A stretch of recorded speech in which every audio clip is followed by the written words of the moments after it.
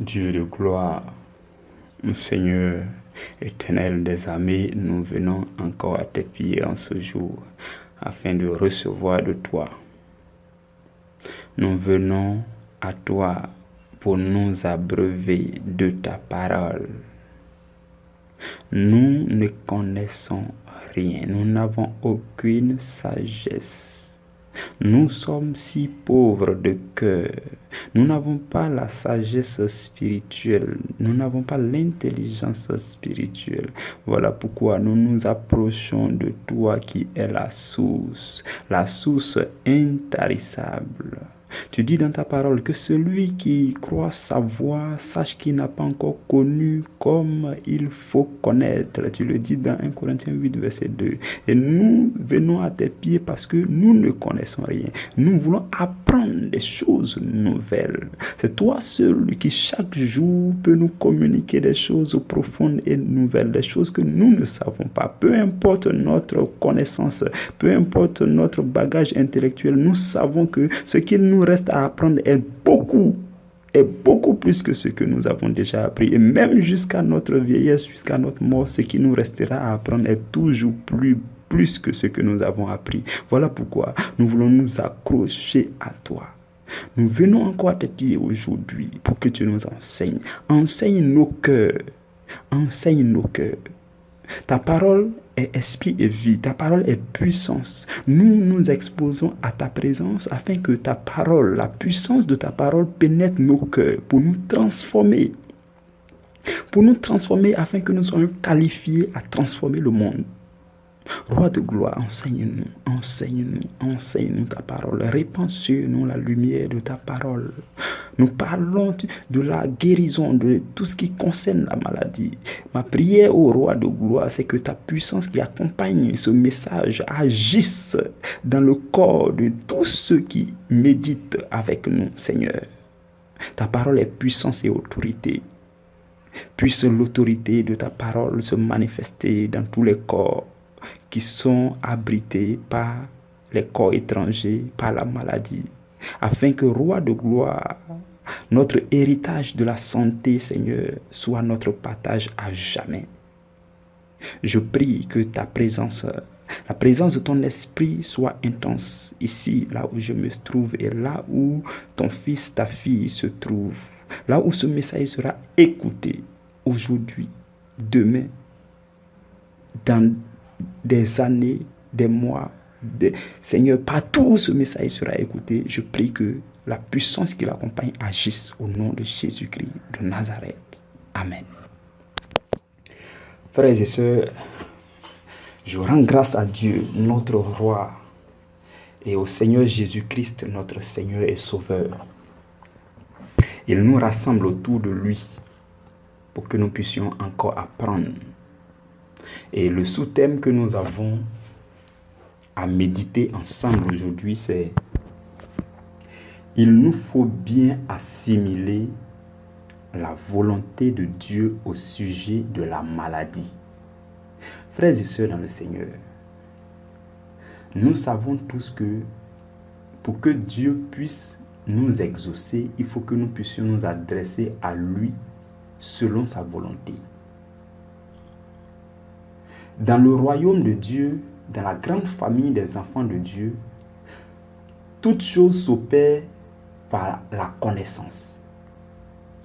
C'est ce que vous connaissez que vous pouvez demander.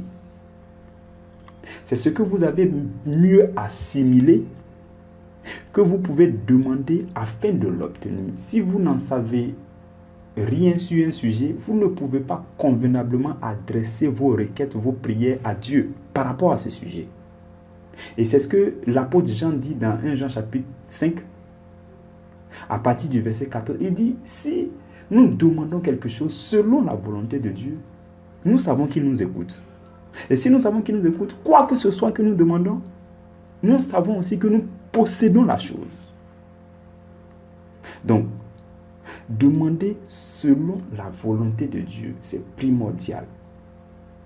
Et si nous sommes ici aujourd'hui, nous sommes réunis dans le cadre de cette émission dénommée Ton pain de la première heure, c'est pour que nous en sachions sur la volonté de Dieu au sujet de la maladie. Il est facile de dire que la volonté de Dieu, c'est qu'on ne tombe pas malade. C'est facile de le dire ainsi et de s'arrêter là. Tout le monde le sait. Tout le monde peut faire cette affirmation, cette déclaration. Mais bien qu'on réponde ainsi et que la réponse soit vraie, on constate qu'on tombe quand même malade.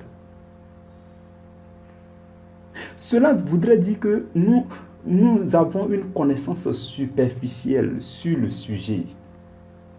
Et tant que nous n'avons pas les connaissances profondes, de plus en plus profondes sur le sujet, nous ne pouvons pas efficacement manifester notre foi pour arracher notre guérison, notre santé. Voilà pourquoi nous sommes ici pour écouter le Seigneur, pour que le Saint-Esprit nous enseigne. Et je voudrais pouvoir m'abandonner totalement à lui pour qu'il nous enseigne, aussi bien vous que moi, pour que nous tous, nous ayons la connaissance qu'il faut au sujet de la maladie. Nous connaissions la volonté de Dieu au sujet de la maladie et que nous puissions exprimer nos prières à Dieu suivant la volonté de Dieu pour que Dieu intervienne en notre faveur.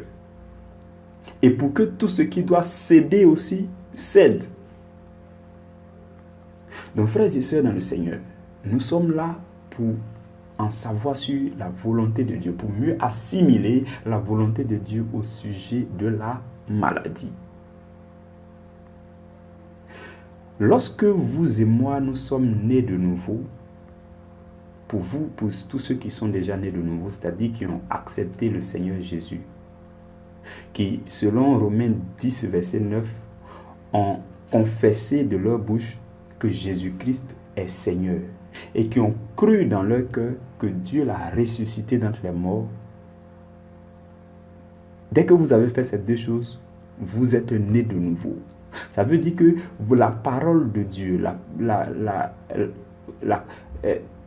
une prédication, un message de l'évangile vous a tellement touché que cela vous a poussé à faire cette déclaration, à croire dans votre cœur que Jésus a été ressuscité d'entre les morts et que Jésus est votre Seigneur. Dès que vous le faites, selon Jean chapitre 3, verset 16, vous recevez la vie éternelle. La vie éternelle, c'est la nature divine qui se communique à votre esprit. Donc, votre esprit change de nature. Ce n'est plus la nature pécheresse dont nous avons hérité du diable par la tromperie de Satan. Mais c'est la nature de Dieu qui vient se communiquer à notre esprit, à notre nouvelle naissance. Et dès qu'il en est ainsi, l'Esprit de Dieu vient cohabiter avec notre esprit dans notre corps. Et Romains chapitre 8, verset 15 va dire que l'esprit que nous avons reçu n'est pas un esprit de servitude, mais c'est un esprit d'adoption. Donc le Saint-Esprit que nous avons reçu à notre nouvelle naissance est un esprit d'adoption. Et en fait, c'est une première mesure de l'esprit que nous avons reçu. Parce qu'il y a l'expérience de la nouvelle naissance et peut-être un peu plus tard, ou bien ça peut se faire simultanément, un peu plus tard, il y a l'expérience du baptême dans l'esprit. Donc, à la nouvelle naissance, ce qu'on reçoit, la Bible appelle ça les prémices de l'esprit. Dans Romains 8, 23, Paul parle les prémices de l'esprit, ou encore les arts de l'esprit. C'est en fait le gage de notre héritage. Et il dit, la première mesure du Saint-Esprit qui est venu cohabiter avec notre esprit dans sa nouvelle nature. Ce Saint-Esprit-là est un esprit d'adoption et qui vient adopter notre esprit, notre âme jusqu'à la rédemption de notre corps. C'est ce que dit Romains 8, 23. L'Esprit de Dieu qui habite en nous, la première mesure de l'Esprit de Dieu qui habite en nous depuis la nouvelle naissance est venue pour l'adoption de notre être entier jusqu'à l'adoption de notre corps. Donc, cela veut dire que l'Esprit de Dieu est venu cohabiter avec nous pour nous aider jusqu'à l'adoption, à la rédemption de notre corps. Donc, l'Esprit de Dieu n'est pas venu pour que la maladie continue de prospérer dans votre corps. Cela n'est pas prévu dans le plan de Dieu. Dans le plan de Dieu, l'Esprit de Dieu doit faire évoluer sainement votre corps, votre âme et votre esprit jusqu'à votre rédemption totale, y compris la rédemption de votre corps. Donc cela n'est pas prévu dans le plan de Dieu. Encore moins dans la mission de Jésus-Christ sur la terre. Lorsque vous lisez Luc chapitre 4, verset 18, c'est le verset qui résume l'essentiel de la feuille de route de notre Seigneur Jésus-Christ.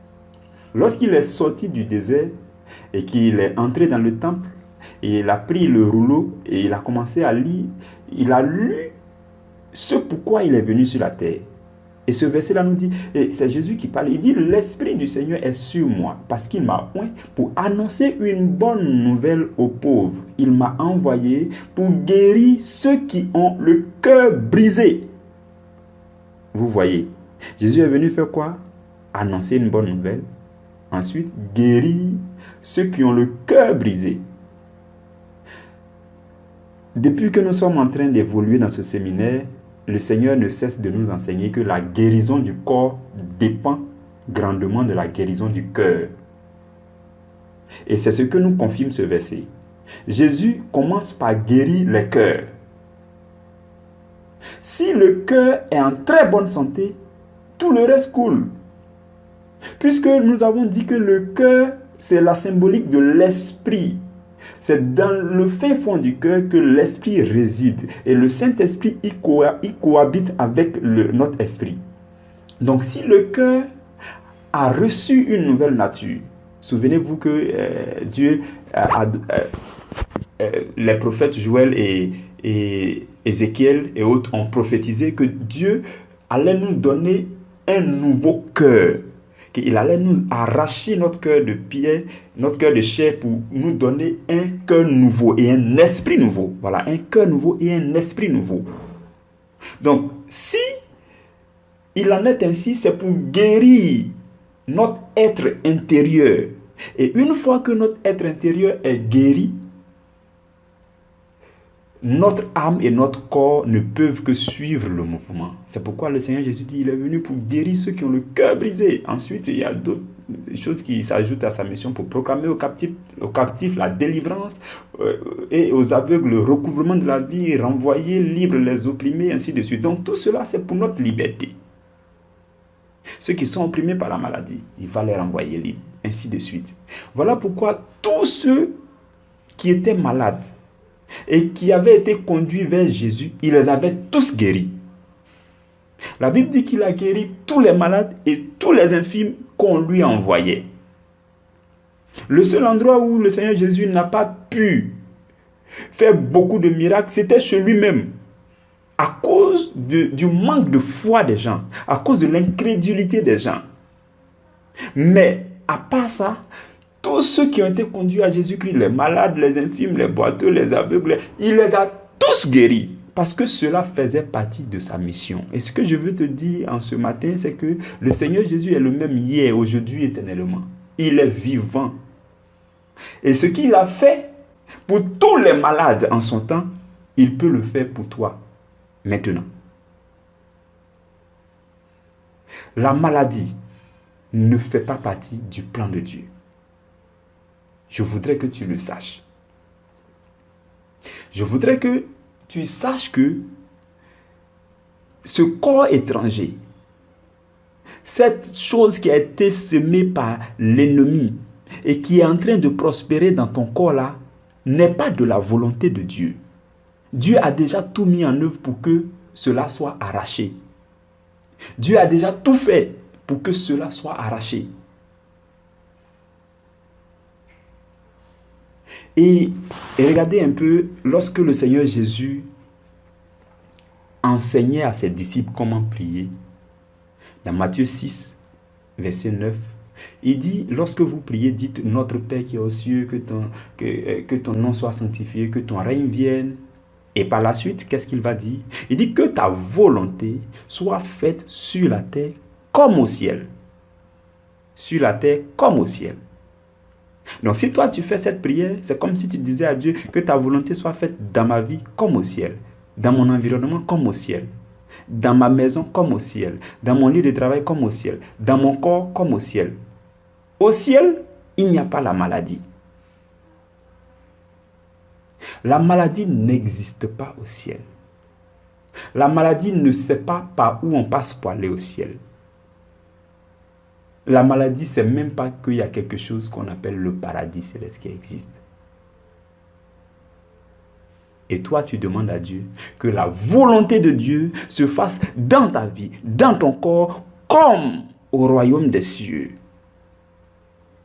D'où vient-il que la maladie vienne dans ton corps? Ce n'est pas de la volonté de Dieu. Dieu ne l'a jamais voulu. Et tu dois le savoir une bonne fois pour toutes. En fait, il y a d'autres, beaucoup savent, mais ils refusent d'accepter. Je voudrais que tu acceptes que Dieu ne veut pas que tu tombes malade. Parce que l'esprit de la maladie même sait que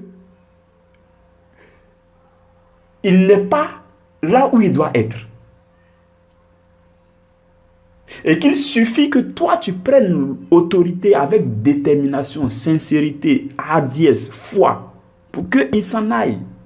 Et que la maladie reste orpheline. Et que les symptômes disparaissent les heures qui suivent. Parce que c'est l'esprit de la maladie qui nourrit la maladie, comme nous l'avons dit hier. Donc si l'esprit de la maladie a été chassé, éloigné de toi, et qu'il ne nourrit plus la maladie reste orpheline et les symptômes disparaissent. C'est ça le mécanisme de la guérison divine. Nous allons voir ça demain en détail. Demain, nous allons parler de ça en détail. Pour que vous puissiez comprendre comment vous-même, vous pouvez prendre autorité pour vous voir guérir. Donc, frères et sœurs, dans la volonté de Dieu, la maladie ne fait pas partie. La maladie ne fait pas partie de la volonté de Dieu. La volonté de Dieu pour ton esprit, pour ton âme et pour ton corps, il n'y a pas de maladie. Dieu veut que tu prospères. Dieu veut que tu évolues sainement, que ce soit en esprit, dans l'âme ou bien dans ton corps. Et Paul, lorsque Paul parlait aux Corinthiens, 1 Corinthiens chapitre 6, il dit quelque part, le corps n'est pas pour l'impudicité, le corps est pour le Seigneur et le Seigneur pour le corps. Donc, votre corps est pour le Seigneur. Le corps est pour le Seigneur. Si quelque chose est pour le Seigneur, la maladie ne peut pas s'approcher de cette chose. Vous êtes pour le Seigneur. À partir de aujourd'hui, peut-être il faut apprendre à déclarer de temps en temps que vous êtes pour le Seigneur. À dire à la maladie, qui que tu sois, peu importe l'esprit qui te nourrit, sachez que je suis pour le Seigneur. J'appartiens au Seigneur. Et la Bible dit dans Romains chapitre 8, verset 31 que si Dieu est pour nous, qui sera contre nous? Le Seigneur est pour le corps et le corps est pour le Seigneur. Si le Seigneur est pour le corps, la maladie ne peut pas être contre vous. C'est des choses qu'on doit accepter. On doit accepter, on doit embrasser, on doit épouser ça une bonne fois pour toutes et manifester ça. La parole qui entre en vous doit devenir chair. En fin de compte, vous devez pouvoir manifester la parole de Dieu. Vous devez pouvoir l'accepter et vous devez pouvoir la rendre active dans votre vie. C'est cela, c'est la Bible qui le dit. Dieu parle à travers sa parole et Dieu a déclaré, vous devez l'accepter. Vous devez recevoir ça dans votre cœur. Et en fait, lorsque Satan vous regarde, Suivez-moi bien. Lorsque Satan vous regarde, il doit pouvoir comprendre que vous avez épousé la parole de Dieu au sujet de la maladie.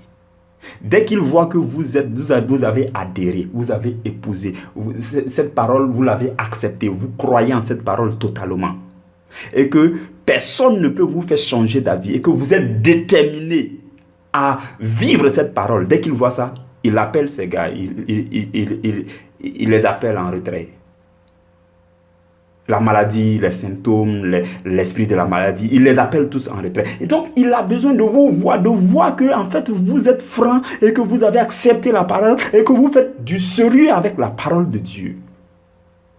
Beaucoup refusent d'accepter encore. Ils savent. Et c'est pourquoi il y a une grande différence entre l'information et la révélation. L'information, c'est ce que tu peux savoir selon ton intelligence. Mais la révélation, c'est ce que tu reçois dans ton cœur, qui tombe dans ton cœur avec puissance, qui agit dans ton cœur pour ta transformation. C'est ça la révélation. Et la révélation, elle est lourde. Spirituellement, la révélation est lourde. Elle pèse que l'information. Et quand cette révélation de la parole tombe dans votre cœur, on dira que vous avez vu Dieu, vous avez vu la parole de Dieu, vous avez vu la puissance de Dieu. Cela est réel pour vous, palpable, touchable. C'est ça la révélation. La révélation, on ne peut pas comparer la révélation avec l'information. Vous pouvez être le plus informé au monde. Mais si la parole de Dieu ne s'est pas révélée à vous, cela ne peut pas vous transformer. C'est pourquoi beaucoup traînent la maladie, parce qu'ils n'ont pas encore accepté la parole, ils n'ont pas encore adhéré à la parole, ils n'ont pas encore ouvert leur cœur pour recevoir la révélation selon laquelle Dieu désire que tu te portes bien jusqu'à la fin de tes jours. Et nous devons l'accepter. Nous devons l'accepter. Vous et moi devons recevoir ces choses. Et Dieu, en parlant à travers l'apôtre Jean s'adressait à un de ses disciples qui s'appelle Gaius. Et Dieu, par sa bouche, va s'adresser à nous tous pour dire, bien-aimé, je souhaite que tu prospères à tous égards et sois en bonne santé, comme prospère l'état de ton âme. Donc ça veut dire que la volonté de Dieu, Dieu souhaite que vous et moi, on puisse être en bonne santé, tout comme prospère l'état de notre âme. Si notre âme se porte bien, comme je nous le disais hier, avant-hier, si notre âme se porte bien, notre corps n'a pas le choix que d'être en bonne santé. C'est ce que exprime ce verset. Et donc, frères et sœurs, nous devons accepter une fois pour toutes que la santé fait partie du package de l'héritage des enfants de Dieu. Et si vous n'avez pas encore possédé ce package-là, ce n'est pas la faute de quelqu'un. Ce n'est pas Dieu. Le Seigneur Jésus a déjà tout fait. La Bible dit, tout ce qui est châtiment, toutes les douleurs, toutes les maladies qui devaient tomber sur nous, il les a portées. C'est fini. Maintenant, si toi tu continues de porter, ce n'est pas la faute du Seigneur Jésus. Il l'a déjà accompli. À la croix, il a dit, tout est accompli. Pour ce qui le concerne, il a tout accompli. Il ne reste que toi qui dois te lever. Et il y a beaucoup qui disent, Seigneur, viens à mon secours. Pendant que tu dis, viens à mon secours, le Seigneur dit, moi-même je t'attendais. Je t'attends, mon fils, fais ce que tu dois faire. Lève-toi, prends autorité, mets-toi à genoux, prie. Adresse-toi à Satan avec autorité et hardiesse. Commande-lui de te laisser tranquille et moi je vais attester ce que tu vas dire. C'est ce que Dieu attend de nous. L'autorité, la manifestation de l'autorité de notre foi. C'est ce que Dieu attend de nous. Et il y a un verset qui me plaît, c'est un grand verset. Permettez-moi d'employer ces images-là. C'est un grand verset biblique. Ce verset de Romains chapitre 8, verset 11, qui dit, si l'esprit de celui qui a ressuscité Jésus d'entre les morts habite en vous, celui qui a ressuscité Christ d'entre les morts rendra aussi la vie à vos corps mortels par son esprit qui habite en vous. Tout à l'heure, nous avons dit que le Saint-Esprit vient cohabiter avec notre esprit. En fait, ce Saint-Esprit-là, c'est le même Saint-Esprit qui s'est reposé sur le Seigneur Jésus quand il a dit « L'Esprit du Seigneur est sur moi ». C'est le même esprit. C'est le même esprit dont la puissance a ressuscité Jésus d'entre les morts. C'est le même esprit. Frères et sœurs, Si une telle puissance habite en vous, si une puissance qui a ressuscité les morts habite en vous, à combien plus cette puissance ne peut donner la simple santé à votre corps? La simple santé, l'Esprit de Dieu qui habite en vous dispose de la puissance nécessaire pour régénérer vos cellules. Peu importe la cellule qui se porte mal, l'Esprit de Dieu qui habite en vous, l'Esprit de Dieu qui habite en vous et qui a la même puissance qui a ressuscité Christ d'entre les morts, cet Esprit-là peut vous régénérer, peut rendre la santé à chacune de vos cellules jusqu'à vos cheveux.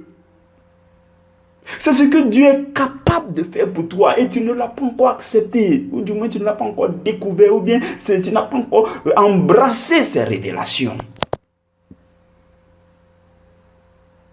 Dieu n'a jamais voulu qu'on tombe malade. Dieu n'a jamais voulu qu'on tombe malade. Il ne l'a jamais voulu. La maladie n'a pas été créée par Dieu. La Bible dit le salaire du péché, c'est la mort. Et Satan, la maladie fait partie du plan progressif de Satan vers la mort. Donc quand tu pèches, ce n'est pas tout de suite la mort qui tombe sur toi. En fonction du degré de ton péché, c'est d'abord la maladie. Un peu, jusqu'à te tuer. Donc on pouvait dire le salaire du péché commence par la mort jusqu'à la maladie. Et le péché ne vient que du diable. Donc la maladie vient du diable. La maladie ne fait pas partie du paquet d'héritage des enfants de Dieu. Et si tu es malade, c'est le moment pour toi, pendant que tu m'entends, c'est le moment pour toi de te rendre compte que, en fait, tu dois dire jamais assez. Non, ce n'est pas possible. Non, à partir d'aujourd'hui, en fait, ça cesse aujourd'hui même. À l'instant où je suis en train de te parler, c'est à cet instant-là que tu dois prendre la décision. Ce n'est pas l'heure d'après, ce n'est pas demain. Tu prends la décision aujourd'hui de t'adresser à la maladie, à l'esprit de la maladie, à Satan, pour leur dire, quittez ma vie. Parce que cela ne fait pas partie du plan de Dieu. Maintenant, frères et sœurs, nous tirons vers la fin de notre méditation. Je voudrais nous faire remarquer quelque chose. Nous venons de voir que la maladie ne fait pas partie de la volonté de Dieu. Dieu n'a jamais voulu la maladie pour vous, ni pour moi, ni pour aucun de ses enfants. Maintenant, la question, c'est pourquoi donc vous tombez malade? Je suis sûr que quelqu'un s'est posé cette question. Mais si Dieu ne l'a jamais voulu, pourquoi on continue de tomber malade? Cette question peut toujours revenir. Regardez ce que la Bible dit dans Exode chapitre 23, verset 25. La Bible dit, « Vous servirez l'Éternel, votre Dieu, et il bénira votre pain et vos eaux, ainsi de suite, et j'éloignerai la maladie du milieu de vous. » Et j'éloignerai la maladie du milieu de vous. Qu'est-ce que vous allez faire pour que j'éloigne la maladie du milieu de vous? Vous servirez l'Éternel. Vous servirez l'Éternel, et l'Éternel éloignera la maladie du milieu de vous. Je suis en train de nous répondre à la question. Pourquoi, malgré que la maladie ne soit pas dans le plan de Dieu, on tombe malade? La Bible dit, vous servirez l'Éternel et la maladie s'éloignera de vous. Et Jacques, à son tour, va dire dans Jacques chapitre 4, verset 3, vous demandez et vous ne recevez pas parce que vous demandez mal, dans le but de satisfaire vos passions. La maladie, frères et sœurs, fait partie de l'héritage des enfants de Dieu. Et la santé, du moins. La santé fait partie de l'héritage des enfants de Dieu.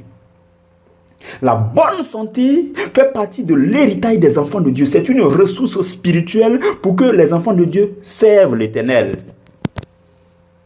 Pour que tu accomplisses la mission que Dieu t'a confiée sur la terre, Dieu a prévu la bonne santé comme ressource.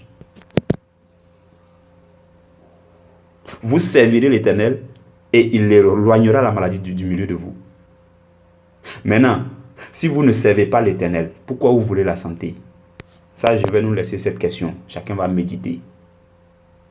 La santé que tu demandes à Dieu, qu'est-ce que tu veux faire avec? Parce que Jacques dit, vous demandez, vous ne recevez pas parce que vous demandez mal. Peut-être que tu demandes très mal la santé. Il y a beaucoup qui demandent la santé pour aller en boîte de nuit. Oh Seigneur, aujourd'hui je suis malade. Oh, si je me portais un peu bien, j'allais partir, sortir avec mes copines, on allait partir en bas.